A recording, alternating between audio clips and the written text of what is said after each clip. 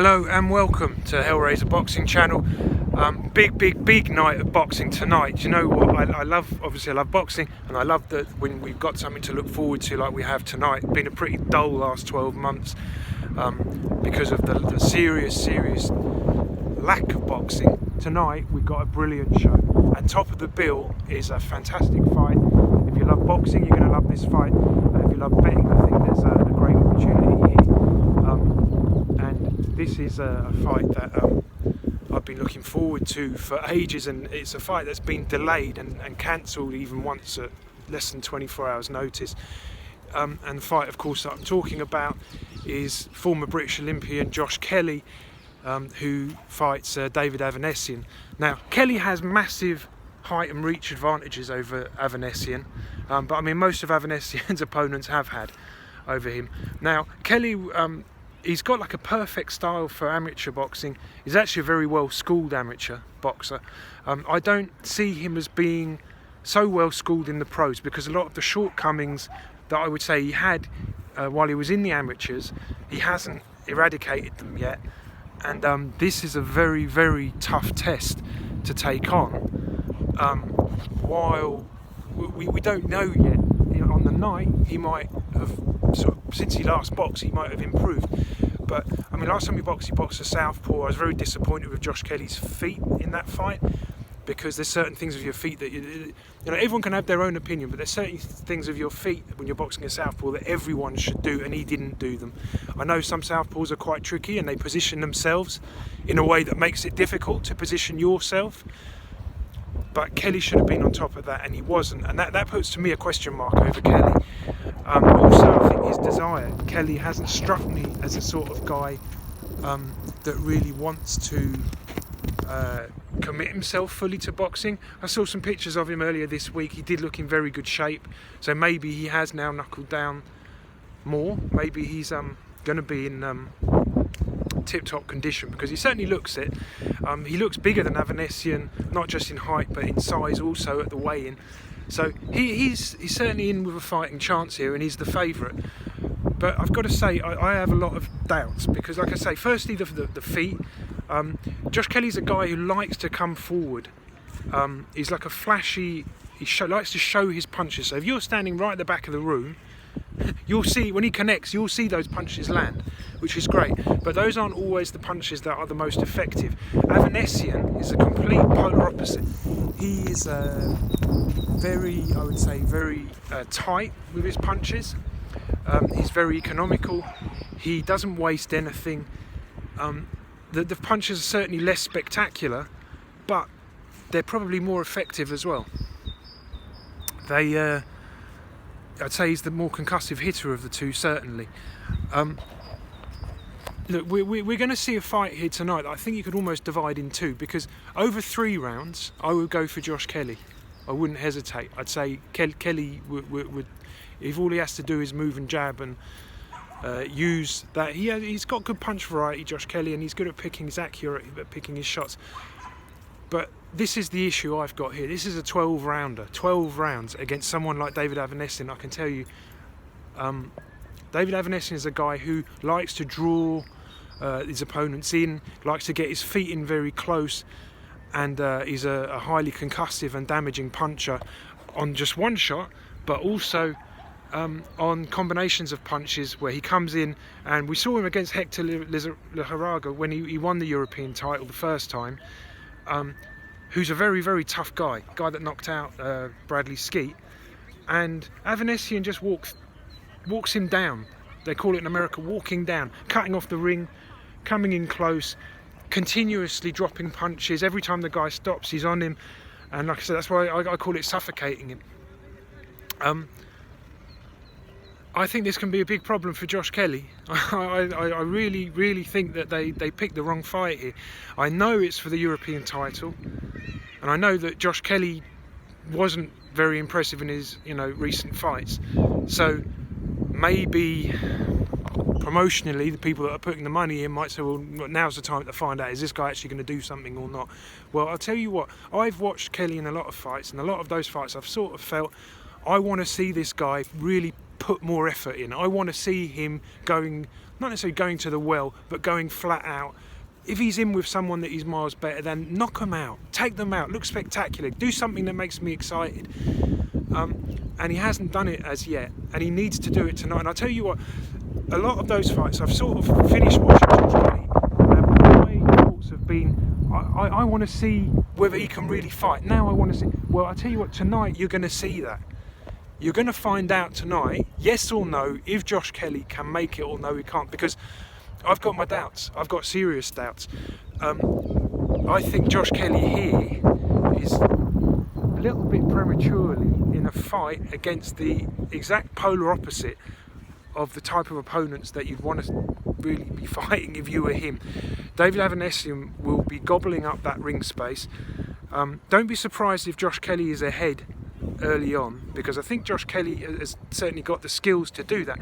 But in the latter rounds, in the second half of the fight, the pressure on Josh Kelly, because he's never been under anything like the pressure that you're going to see him under tonight, he's going to have to show something above what he has done so far if he's going to get a win here. I've had a lot of people saying about, oh, but the judging, you know, it doesn't matter if he wins the fight, it's will he get the decision. Listen, I don't think this goes to a decision, so I'm not bothered if they have like 50 judges outside and 3 referees in the ring. Avanesyan, this is very frustrating when you've got a fighter and you know your guy is the away fighter, so if it's close maybe it will go the other way, but your guy for whatever reason refuses to engage or come in close. I had Darryl Williams box for a British title. Exactly this what happened. I thought, you know, he has to not just win it, he's got to go and win it really clearly. He's the away fighter, he's got to go and do it. And the truth is, Darryl didn't, on the night, come out of that comfort zone. He sort of held back maybe because it was a step up and it was 12 rounds and like this. Tonight, we're going to see, I think, the away fighter actually drawing the home guy into a position where he has to fight. He has to step up. And I've got to say, look, good luck to Josh Kelly, but I think what he's shown so far, I'm not sold on him. Listen, there's things I don't like. When I see a fighter come out at the start of the round hands high and tight and finish the rounds hand low, I don't like it, right? Maybe it's a tactical decision that was taken by the fighter during the round, but normally it's the corner that said, get your hands up, and when he got tired, the hands come low. Now, against the kind of opponents he's been fighting, because Ray Robinson, I actually thought Ray Robinson beat Josh Kelly, but Ray Robinson put a bit of pressure, but he's not a pressure fighter. Certainly not in the league of Avanesyan. And I think, look, we've not seen Josh Kelly go to the well. We've not seen him under pressure for 3 minutes around. Don't be surprised if by the sort of 3 or 4 round mark, Josh Kelly is miles in front, because I think his style is more suitable for the early part of the fight. But this isn't a 3 or 4 round fight, it's a 12 round fight. Avanesyan is not, I mean, he's a guy who does not give 1 millimetre of space to his opponents. So, whereas normally when I've watched Josh Kelly, I've had this frustrated feeling, thinking, well, I think this guy actually has got a lot going for him, but he's not really shown it.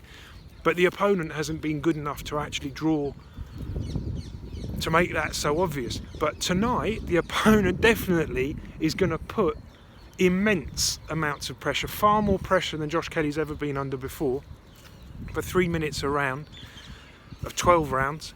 And tonight we know, yes or no, Josh Kelly is going to do something in professional boxing, or no, he's not. Now, my personal opinion, like I say, not just the dropping of the hands, because look, as the round goes on, your reflexes sharpen up, and yeah, okay, you can start to drop your hands maybe because you feel more comfortable with that. But to me, he just looks way too relaxed. And against opponents that he could relax against, okay. But against someone who we know, you can go on YouTube, you can see Avanesyan. He's not a one-trick pony, but his first choice is to engage. His first choice is to grind people down. And don't be surprised if Josh is ahead by 3 or 4 rounds. a lot of people been saying about the judges and, you know, oh, it's on Matchroom, they'll go with the home fight.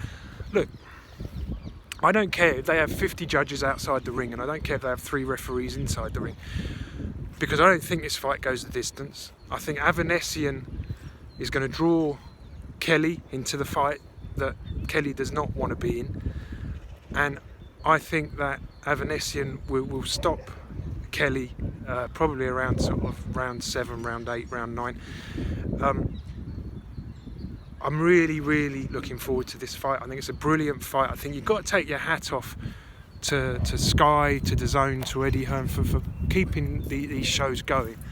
And, you know, look, let's enjoy it, because this is a fight, even without the crowd, in that sort of muted atmosphere that it creates. I think it's a brilliant night of boxing. Got Ryan Charlton, guy that I promoted early in his career. I've still got a deal with him going now, but obviously he's now signed up with Matchroom.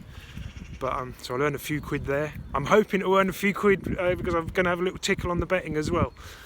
Obviously, don't bet more than you can afford to lose. I'm not betting as much as I would like to bet on it, because I've had a terrible, you know, year business-wise, and you know, I've got family to feed. I'm not going to risk that, but I'm still going to have a little tickle on our friend David Avanesyan, because I think in terms of value, like at the end of the year, when you look at your profit of loss on betting, which you should do if you're doing it long term,